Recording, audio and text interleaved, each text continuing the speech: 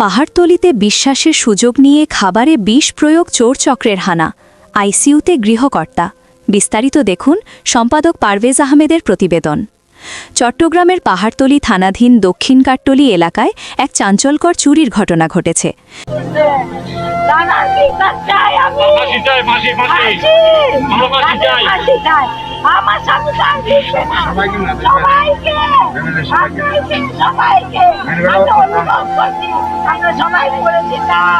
আমাদেরকে বের করা হতো, ভবিষ্যতের ঠাকুরের দয়ায় আমরা বেঁচে গেছি। আমাদের সিসি ক্যামেরা ছিল, আমার ছেলে বাইরে থেকে দেখছে, সেই জন্য। না হলে আমরা কিছু পাইতো না রে। আমার দুটা নাতি, আমার বউ আমাকে।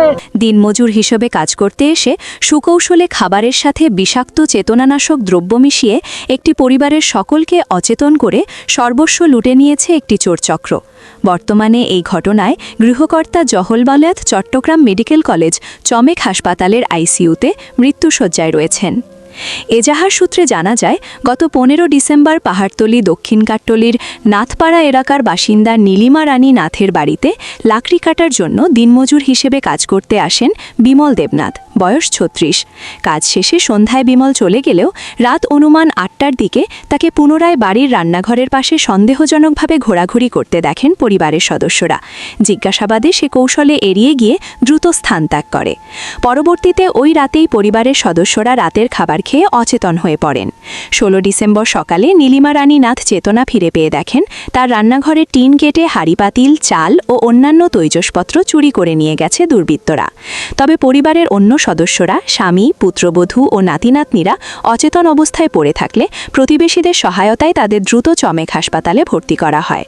এদিকে হাসপাতালের কর্তব্যরত চিকিৎসকরা জানিয়েছেন, খাবারের সাথে উচ্চমাত্রার বিষাক্ত চেতনানাশক দ্রব্য মেশানো হয়েছিল। বিষক্রিয়ার ফলে গৃহকর্তা জহরলাল নাথের অবস্থা আশঙ্কাজনক হওয়ায় তাকে হাসপাতালের 39 নম্বর ওয়ার্ড থেকে আইসিইউর 2 নম্বর বেডে স্থানান্তর করা হয়েছে। ঘটনার কয়েকদিন পর গত 21 ডিসেম্বর স্থানীয়দের সহায়তায় অভিযুক্ত বিমল দেবনাথকে গ্রেফতার করতে সক্ষম হয় পুলিশ। গ্রেফতারের সময় তার কাছ থেকে লুণ্ঠিত কিছু মালামাল, চাল উদ্ধার করা হয়। বিমল দেবনাথ ফেনী জেলার সদর থানার বাসিন্দা হলেও বর্তমানে পাহাড়তলি এলাকায় ভাড়াটিয়া হিসেবে বসবাস করছিলেন। পাহাড়তলি থানা পুলিশ জানায়, বাদী নীলিমা রানী নাথের লিখিত অভিযোগের ভিত্তিতে পেনাল কোড 1860-এর সংশ্লিষ্ট ধারায় মামলা নম্বর 8 মামলা রুজু করা হয়েছে। এই চক্রের সাথে জড়িত অন্য 3-4 জন সহযোগীকে ধরতেও অভিযান অব্যাহত রয়েছে বলে জানিয়েছেন অফিসার ইনচার্জ ওসি। এলাকাবাসীর অভিযোগ, পরিচিত বা দিনমজুর ছদ্মবেশে চোরচক্রের সদস্যরা সুযোগ বুঝে এভাবে সাধারণ মানুষের জীবন বিপন্ন করছে। এ ঘটনায় এলাকায় তীব্র আতঙ্ক ও ক্ষোভ বিরাজ করছে। নিউজ ডেস্ক, দৈনিক অনলাইন তালাশ, চট্টগ্রাম।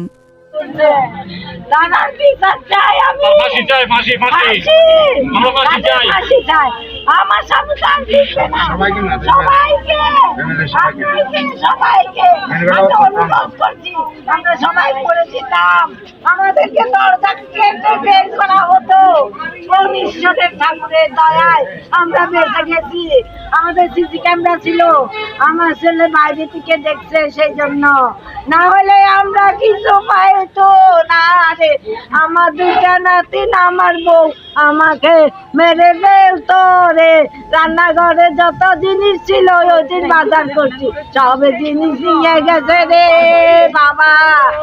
যখন ওকে ধরছে তখন ওরা ও বলে কি আমি কিছু করি নাই। থানায় যখন নিয়ে গেছে, ওকে রিমান্ডে দিছে, তখন ও স্বীকার করছে, ও তখন স্বীকার করছে যে রিমান্ডে যখন নিয়েছে তখনই স্বীকার করছে। মারে শুধু ফাঁসি চাই।